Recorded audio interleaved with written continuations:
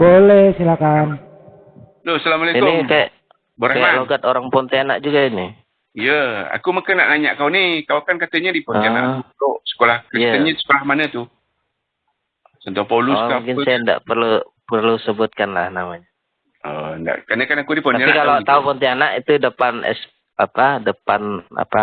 SPB Woso itu.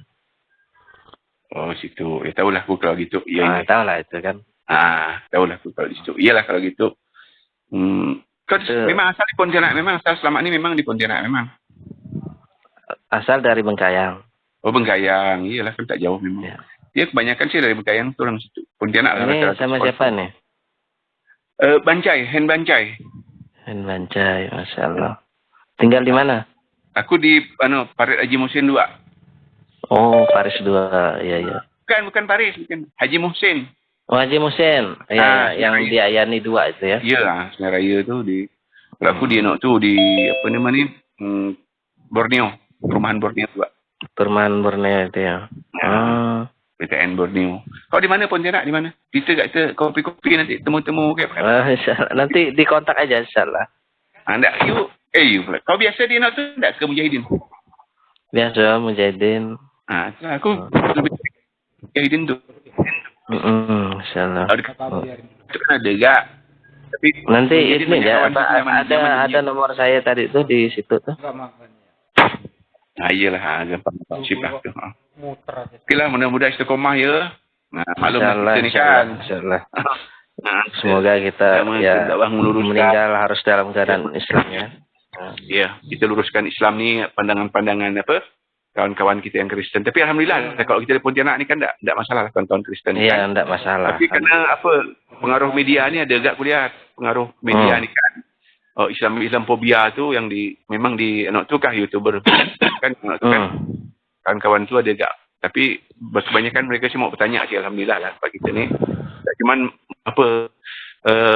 belum ada keberanian je ada orang tu kawan-kawan. Iya. Kan banyak pengakuan dia di Kristen ni macam ikut partai politik dia bilang. Tak suka sangat pindah ke sana. Tak pun bikin dia baru kan gitu dia bilang kan. Agama jadi main-main ya. Jadi main-main ni lah kalau kita kan.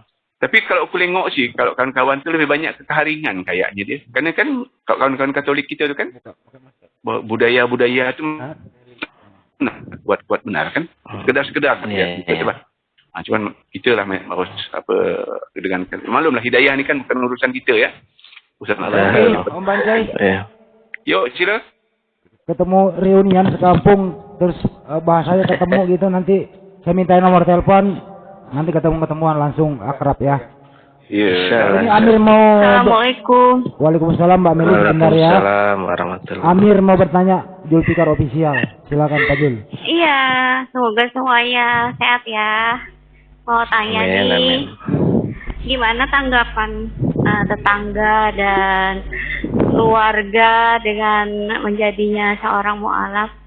Itu saja, terima kasih. Oh ya. Waktu awal-awal mualaf itu kan pas bulan Ramadan itu. Nah, waktu itu belum terbuka. Jadi masih sembunyi-sembunyi. Jadi pas bulan Ramadan itu pas setiap mau sholat itu saya masukin baju ke tas, kemudian keluar. Jadi bilang sama mak saya bilang mau pergi keluar sebentar gitu. Jadi mau pergi sholatnya itu seperti itu. Alhamdulillah juga berbohong demi kebaikan ya. Iya. Itu kan bohong untuk kebaikan. Bukan artinya ya supaya dia juga belum siap mungkin kan kalau harus mengetahui saya sudah pindah keyakinan gitu kan. Soalnya kalau tapi alhamdulillah akhirnya mama saya pun Islam sekarang. Akhirnya mama saya sudah syahadat juga. Dan qadarullah Allah sayang sama beliau, Beliau wafat kurang lebih 2 tahun yang lalu sudah wafat ya. Alhamdulillah. Rahimahullah taala. Semoga Allah merahmati beliau. Amin. Amin. Ya, terima kasih jawabannya ya. Mbak Meli udah. Itu Mbak Meli dari Kalimantan juga. Mbak Meli Kalimantan mana? Dari Kalimantan Selatan. Kalsel. Oh. Oke. Pulang dari TK nih, mampir ke masjid sholat duha. Iya, silakan Mbak Meli ya, lanjutkan aktivitasnya. Di Kalsel itu banyak juga ya Dayak di sana itu ya. Iya, tapi di daerah Kandangan gitu. Iya. Daerah Rabai gitu. Kalau di Banjarmasinnya sih banyak campuran Muslim juga ya. pendatang. Iya. Jadi, Kayak Mbak- di Pontianak lah ya. Jadi Mbak Meli itu guru karate di TK gitu ya. Baik, kembali ke... Saya pulang dulu ya. Iya, hati-hati di jalan. guru apa? Guru apa? Saya guru apa saja, tergantung orang minta mau belajar apa. Semua bisa di buku Tatang Sutarman lengkap, gitu ya. Terima kasih semuanya ya. Ada nggak penjabaran bahasa SRT, ya Waalaikumsalam. Ini Amir mau berbicara, silakan. Baik, assalamualaikum warahmatullahi wabarakatuh untuk Waalaikumsalam warahmatullahi. Iya, pertanyaan saya sih singkat saja. Kenapa sih mau masuk agama Islam? Bukankah di agama Aki Abdurrahman itu lebih jauh, lebih apa ya? Menurut saya itu sepintas, lebih mudah. Satu, sholat atau ibadahnya biasanya 1 minggu sekali, boleh makan babi. Sepertinya ibadahnya lebih simple, lebih mudah dan tidak ribet. Di Muslim, di Islam, ini kan ribet. Udah bangun subuh, udah ngantuk-ngantuk, kita disuruh bangun untuk sholat subuhan. Siang hari juga gitu enak-enak tidur, kita dibangun untuk sholat. Terus ngapain? Alasan yang mendasar masuk ke Islam itu apa? Begitu, itu aja. Monggo. Iya, saya sebelumnya juga kan saya tadi bilang saya nonton debat itu ya, yang Murtadin sama Mu'alaf itu ya, termasuk yang Ustadz Nababan itu. Di situ ya dijelaskan bahwasanya agama yang benar itu ya agama Islam. Kemudian dijelaskan bahwasanya Isa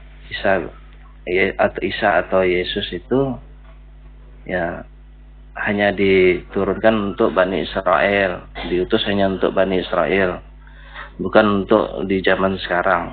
Nah, itu alasan juga di situ. Kemudian saya banyak baca buku tentang Islam juga, termasuk saya pernah baca buku tentang azab kubur. Nah, itu azab kubur. Jadi orang-orang yang meninggal dalam keadaan bukan Islam itu sudah pasti diazab di kuburannya. Sebelum dunia dikiamatkan, mereka sudah dapat azab kubur seperti itu. Jadi di situ mulai timbul ketakutan di dalam diri saya, jangan sampai saya meninggal dalam keadaan saya belum masuk Islam seperti itu. Ya mungkin ini jalan hidayah lah ya kan. Allah ingin membukakan hati saya untuk menerima Islam seperti itu. Betul. Ya, jadi dari saya membaca, saya juga ada baca pada saat itu Al-Quran yang terjemahan gitu ya.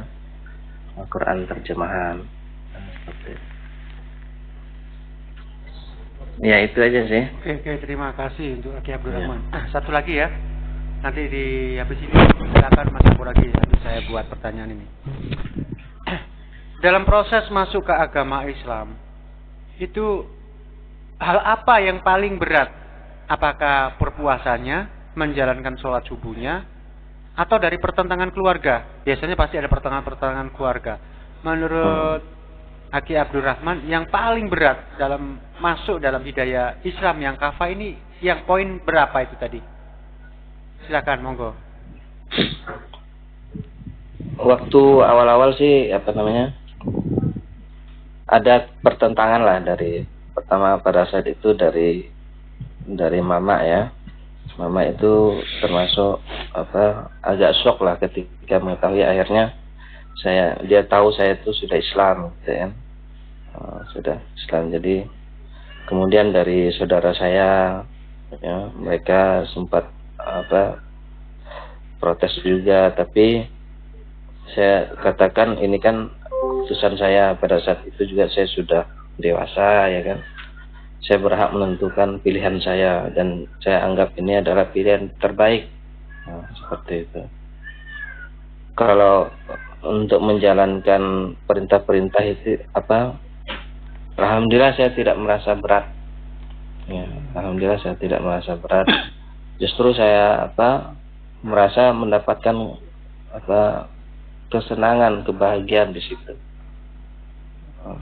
Ya mungkin karena saya menjalankan dengan insyaallah karena keikhlasan, ingin mengharapkan surganya Allah, balasan pahala dari Allah SWT.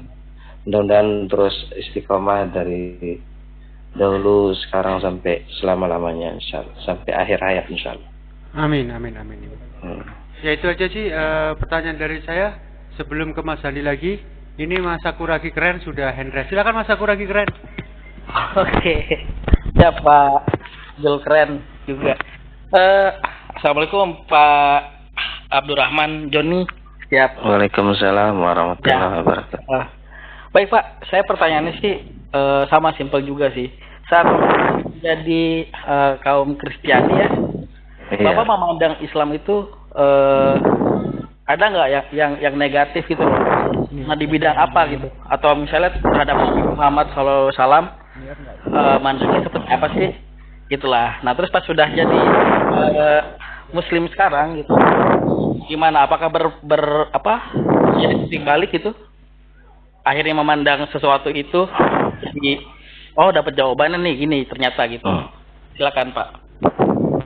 Ya dulu waktu masih Kristen ya keyakinannya kan hanya keselamatan itu hanya ada di orang-orang Kristen, hanya ada di agama saya waktu itu.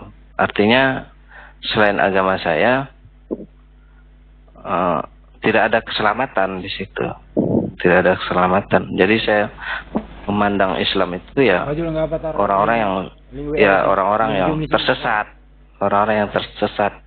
orang-orang yang dipastikan masuk neraka seperti itu. Oleh sebab itu saya punya cita-cita pada saat itu ingin menjadi pendeta dan ingin menyelamatkan mereka, domba-domba yang tersesat ini seperti itu. Oh jadi nggak ada pandangan khusus untuk untuk Rasulullah misalnya gitu ya? Nggak ada ya? Belum terlalu paham sih waktu itu tentang yang membawa agama Islam itu. Ya, Rasulullah belum terlalu kenal. Taunya di lingkungan saya itu lihat orang Islam ya, mereka itu bukan agama keselamatan, agama yang sesat ya menurut saya. Sekarang Pak terakhir deh. Sekarang memandang Rasulullah ya? Alhamdulillah Rasulullah SAW adalah manusia yang paling saya cintai insyaallah. Ya, manusia yang paling saya cintai. Setelah itu orang tua saya ya, terkhusus ibu saya ya, yang beliau sudah Muslim. Adapun bapak saya qadarullah Allah tidak menghendakinya beriman sehingga beliau meninggal dalam keadaan kekafiran. Ya. Udah, masuk lagi. Baik, Itu dilanjut. aja sih. Ya. Siap. Terima kasih. Oke, saya dong. Boleh ya? Boleh. Assalamualaikum warahmatullahi wabarakatuh, Pak Abdurrahman. Waalaikumsalam warahmatullahi wabarakatuh. Ahlan wa sahlan. Selamat datang. Walaupun sudah lewat ya, mungkin karena kita baru ketemu ya. Saya JCC mau nanyain beberapa hal aja. Yang pertama tadi udah kita ceritain bahwa Anda masuk atau mu'alaf ya. Itu bukan karena nikah ya dengan perempuan atau misalkan dengan harta ataupun apa, bukan ya? Belum nikah pada saat itu. Oke. Jadi masih lajang ya, bujang. Ya.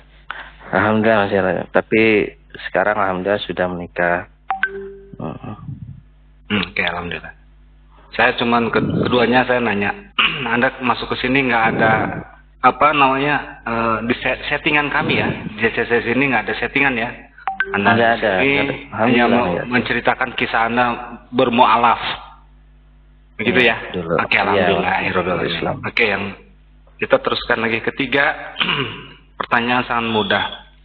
Anda sering dengan debat.